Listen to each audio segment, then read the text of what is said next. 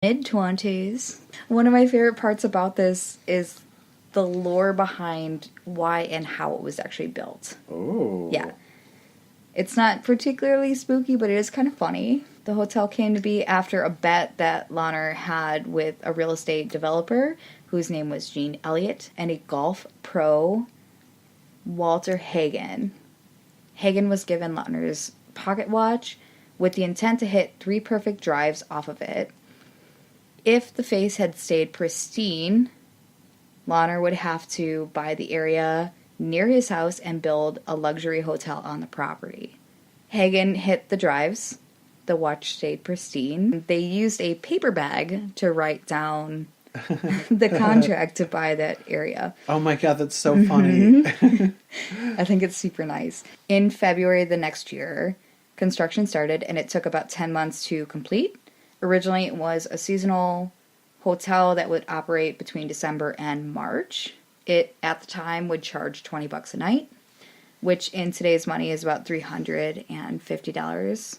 During World War II, the government had actually also used it as a training area for soldiers. Shortly after World War II, the hotel had changed hands to Charles Alberding.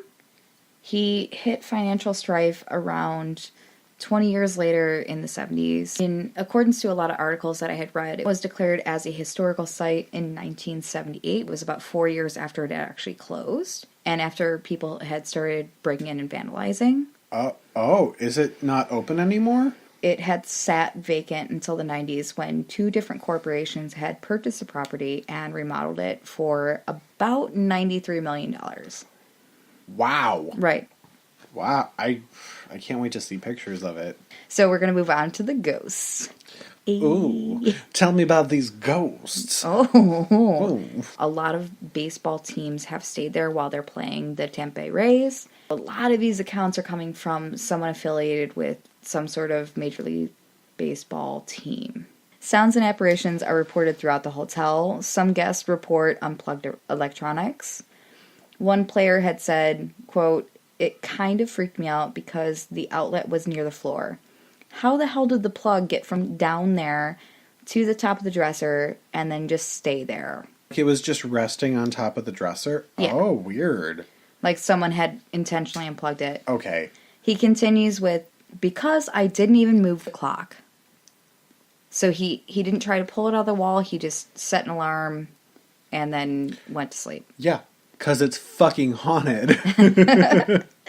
And it's weird because everyone knows that it's haunted. There's actually 2 different places that baseball teams stay that a lot of players are like, "Hey, this place is haunted and I don't want to stay there. So I'm going to find someone to stay."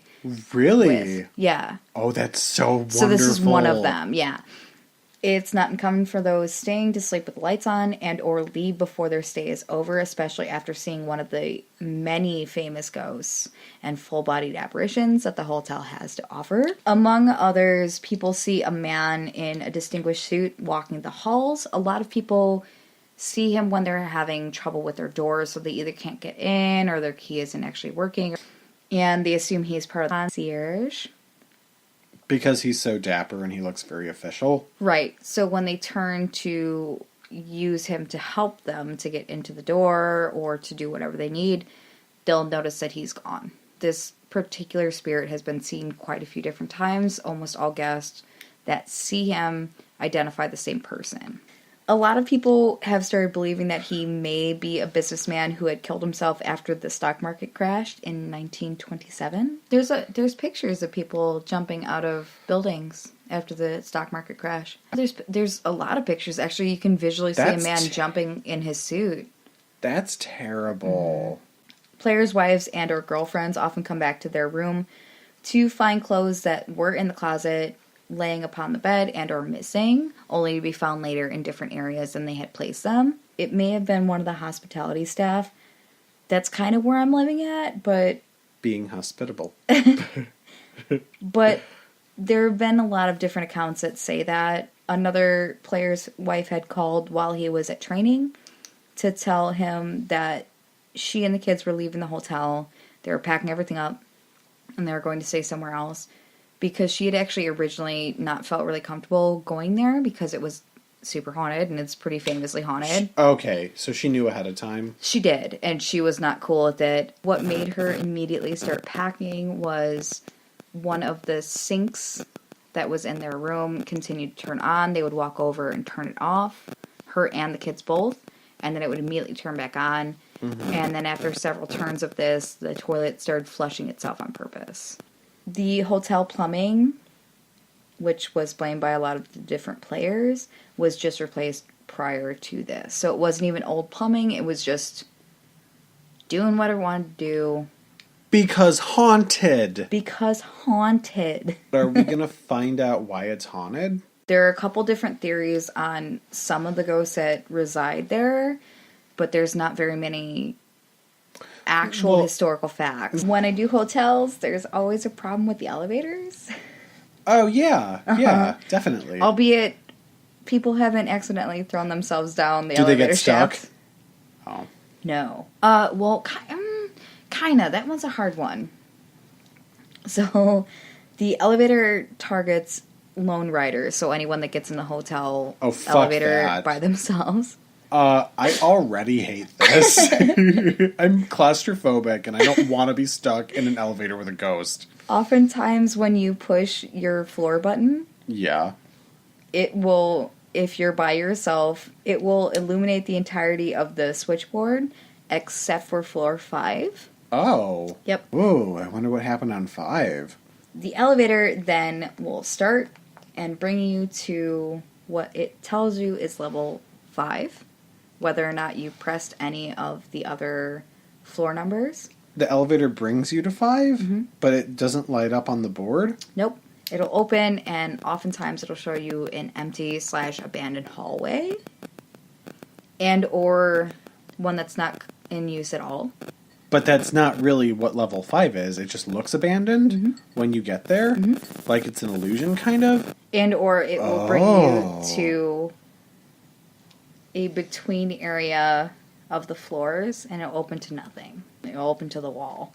People often hear falling objects only to find that nothing is displaced. Sometimes voices are also heard. Your favorite show, but not actual favorite show, had gone there and had heard 2 separate voices from a closet that had opened itself while the person that was staying in that room was sleeping. They tested it later because it had flown open from an ironing board, but later when they had tested it, the magnets on the door to keep it closed were strong enough that it would actually take force to move the door. Yeah. They specifically said that they had heard a few different times, quote, "just leave here." You are hitting all of the things that I hate. Guests report flickering lights. They experience them both in the hallways and also their room. Most of them start sleeping with their lights on. A lot of times during the flickering of the lights, especially in the hallways, people hear shuffling, walking, and or chains in the hallway. Maybe that's residual. Maybe there was a special tray or bus table or something that they pushed. Doors that are locked and chained and also deadbolted are found open. And these are hotel doors, and they close themselves. There was a pigeon coach that had said that if it had happened earlier, he wouldn't have stayed. But knowing that he could go home was his driving force. But he said he chained it, he deadbolted it, and the door was completely open when he had woken up in the middle of the night. Oh. That's what the weirder part is that the doors will close themselves if you leave it open, like any other more modern hotel. Yeah. People staying in the hotel are often woken up by the same doors slamming closed in the middle of the night, and then when they get up to check because they heard the door slam, they'll check the chain on them, they'll check the deadbolt, and they'll check to make sure that the door wasn't actually opened. A dime had fallen into the shower when a man was showering. From above? Yeah. He's not 100% sure where the dime actually came from. He tried to justify it from him maybe disrupting a towel where it was weirdly folded in, but it fell into his bathtub. Scott Ryan Williamson had stayed in 2003. He saw a faint light in the pool and said he got the feeling that someone was watching him. He ignored it, like you would, because you're like, oh, I'm in a foreign area. gonna go to bed. Have a lot of things to do tomorrow. Whatever. That is not a feeling you ignore, feeling like you're being watched. He had ignored the feeling and had turned over to go to sleep. When he rolled on his stomach, he felt like someone was sitting on him, and then he couldn't breathe. That's awful. Yes. And then he had rolled over, and the feeling alleviated itself. He apparently had flopped back onto his stomach. As he felt the same feeling. He had rolled onto his side, and he had turned to see a man standing in a coat near the curtains. It's not only him, but another baseball player, Frank Velasquez, had woke near 5 a.m. to see a transparent, sandy-haired, blue-eyed man wearing a white, long-sleeve, button-collared shirt, khaki pants, and an old-fashioned haircut, standing by the desk in his room. Wow. Another player would show a picture that he had taken in the mirror at the hotel of a woman that was looking across his room. Later on that evening, he would tell a story about a couple that had walked through his room, both of which were spirits, slightly transparent, and did not pay him any mind. So the same man had recalled that he had felt a tingling sensation and a pressure on his chest. His description was so vivid that he was able to verify his sighting after a friend had found a picture that had matched the description of the couple that had walked through his room. No. That had frequented the hotel. This is where everything kind of goes wrong for you. A top hat wearing man with a long coat wakes people by standing at the foot of the bed and sometimes touches them while they're sleeping. That's even creepier. The hotel also hosts its own lady in white. Oh, I love ladies in white. Yeah, me too. She's dressed in a flowing, transparent gown with a look of sorrow and dismay. She walks the halls. A guest had seen a glowing white woman dressed as though it was the 1930s standing in the corner of his room. She stared at the man and then gradually faded away. The lady in white that a lot of people do see, they think that she may have been the founder's wife and or Elsie Elliott, a socialite who was pushed down the stairs by her husband. There is an account that might have to do with the glowing red eyes thing, but I've only found it once. So, my favorite part. Oftentimes people hear scratching inside of the walls. And I have a theory on this. Inside? Oh, okay. That's cool. Yeah, I mean, cool. You could associate it with any sort of mouse or rat or whatever, but I have a theory. A player and his girlfriend had lodged a complaint about an artwork that was hanging above the bed in their room. Okay. I'm so excited. They swear that they had watched the painting come to life. Oh. It depicted a Victorian woman holding a basket in a garden with her right hand. Now, the right hand is very important. It's important because when they had looked, because they thought they saw it moving, she had reached forward with her left hand and was actively scratching at the glass, trying, quote, desperately to get out.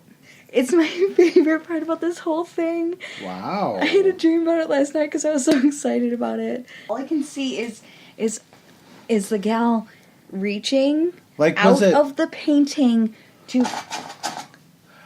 Isn't it the best part? I'm going to be honest with you. My favorite part is thinking about your closet door opening at night and voices coming out of it. This is a hotel of Ty's nightmares. Should we close this up with the shot? This shot was inspired 5 seconds ago by your story.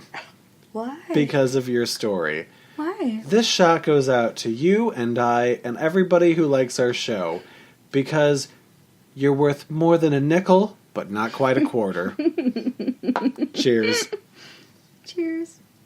So if you'd like to talk to us, we're on Facebook at Shots in the Dark. We are on Instagram at Shots in the Dark Podcast.